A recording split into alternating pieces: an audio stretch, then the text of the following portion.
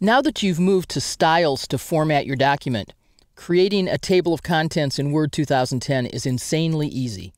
Let's create a simple table of contents, and then we'll take a look at some of the options. First, here's our Two Trees Olive Oil Employee Manual, and there's a blank page here waiting for us to insert a table of contents. I have the navigation pane displayed here on the left because the contents of the navigation pane are actually going to be the same as the table of contents in a moment. I'm going to go to References, Table of Contents. There are really two built-in tables of contents. The difference between them is one says Contents and one says Table of Contents. I'll simply choose the first one, and we have our table of contents. That quickly, that easily. This table of contents was created dynamically, and the page numbers here actually link to the headings. If I hold the Control key down and point to a page number and click, I can actually go to that spot in my document. A user needs to know to do this. There's no easy way for them to know otherwise. There's no hyperlink that shows it, but you can educate users and you can know yourself that if you hold Control and click, you'll actually go to that position in your document. Go back to the beginning of my document. Unlike a table of contents I create manually, this table of contents has a way to automatically update. As you can tell, when the table's selected, you see Update Table. For example, I'm going to go change one of my headings. We're going to change the heading for the story behind Two Trees Extra Virgin Olive Oil.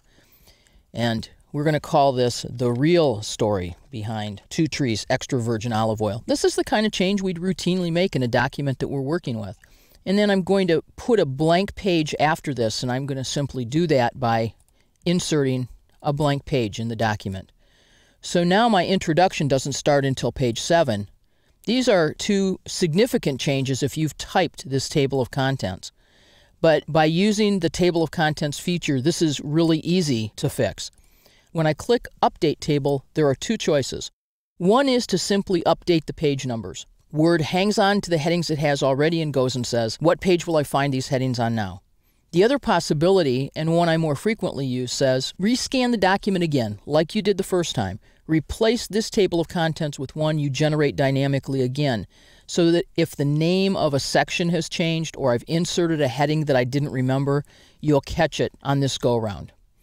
So I'm going to say OK, and you'll notice here the real story, and you'll also notice that section 1 starts on page 7.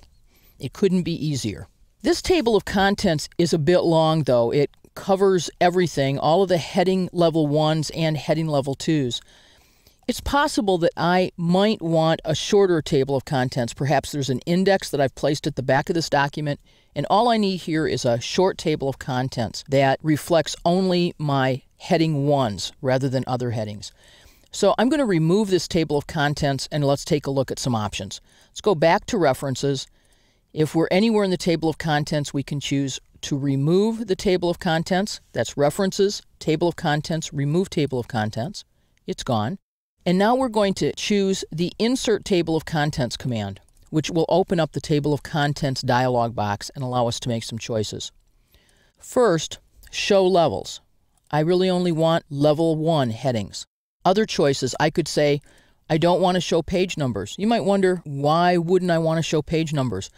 Perhaps what you want is a list of the sections of the document, and you don't necessarily want to create it as a table of contents.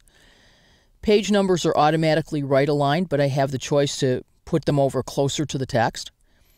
And there's automatically a tab leader, but I can remove that tab leader or put a dashed line if I prefer, an underscore line, or no line at all. I'm going to keep the default setting here. This is what the document will look like when printed, and actually how it appears on the screen. I also have the choice, if I publish this to the web, to use hyperlinks rather than page numbers.